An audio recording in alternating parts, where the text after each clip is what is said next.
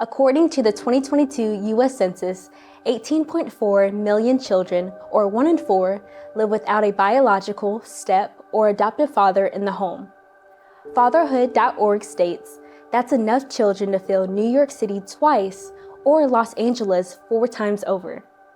Research shows that a father's absence affects children in numerous unfortunate ways, while a father's presence makes a positive difference.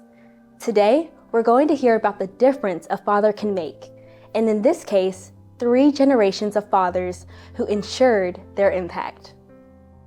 Hello everyone, my name is Carrington Jones, a part of the Seymour team, and today I have the honor and privilege of sitting down with Mr. Eugene Moseley Sr. and Jr. Thank you all so much for taking your time out of your day that I can interview you. Certainly. Thank you. I love this picture right behind you. Will you please share with us who he is? That is my father. So right now we do have your son right here. So what values did you aim to instill into him? Well, I think he kind of grew up with them. I often brag on it. When I was starting in my insurance business, he did all the lawn work at the house. When I got ready to go fishing, he had the boat already loaded and pulled the boat to the front. And he listened. That was the main thing, because I didn't have time, because at that time, my wife had had a stroke, and we were trying to take care of the business of the family. But he listened. That was the main thing. And when I was working with Prudential, and he grew up and got his degree from Alabama State, we got him into the insurance business. And he worked there with me for several years, and then went on to Farmers to launch his own career. So what made you get into the insurance business?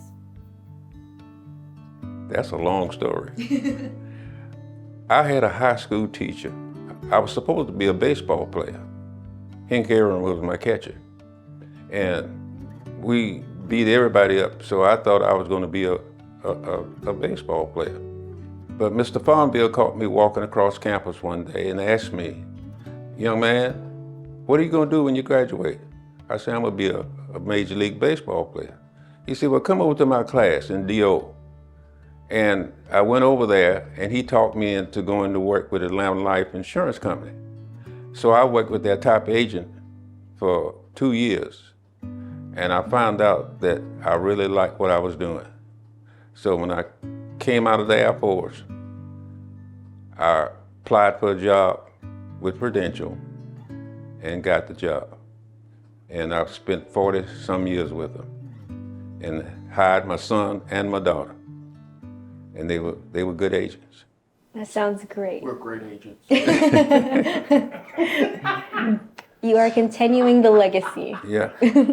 Well, Mr. Skip, I know for me, my mom has taught me so many different lessons, and there are a few, though, that I hold dear to my heart, and I continue to remember those to this day. For you and your father, what's a couple of lessons or values that he has instilled in you that you hold to you today? Yes. There are a couple that stand out. What you do in your 30s and 40s tell on you in your 50s and 60s. So, from that, I took that to mean, hey, and here's another one. You can play now and work later, or you can work now and play later, right? Again, just, hey, let's get the work done. When you get to be 50 and 60, things will be better. So, the one thing that I admire about my father more than anything, he grew up in the 60s. My mother and father met in Montgomery, Alabama during the Civil Rights struggle. He's worked his way. He doesn't look for a favor. He's not gonna blame anything on any condition, but I think that's what I admired about him the most. I got to watch him take care of my mother, treat her like a queen after, one of the most devastating things in her life, that happened to her. And I was his best man, after my mother passed, and he remarried. So, because I wanted him to know how much I admired and appreciated him. But he's always led by example. What is your why? I have 3 children that are pretty smart on their own. I also have a grandson, and he's the real big why. He lives with me. He doesn't know his father. And so I, at that point, recognized that I had to do what I needed to do. And that was to show him that with hard work, you can get it done. And, if I could do it at 55 or 60 years old, I'm not gonna let you give up on yourself, so let's go. I love that. What sounds like that you never stop learning and you always have a continuous passion to learn and to better yourself. Would you have to agree? I totally agree.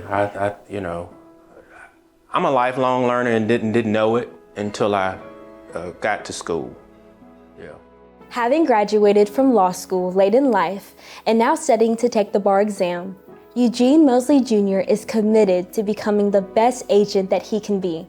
He wants to represent his clients in ways that truly aid those that he insures, and he believes that having an understanding of the law helps his clients. To him, he isn't just selling insurance.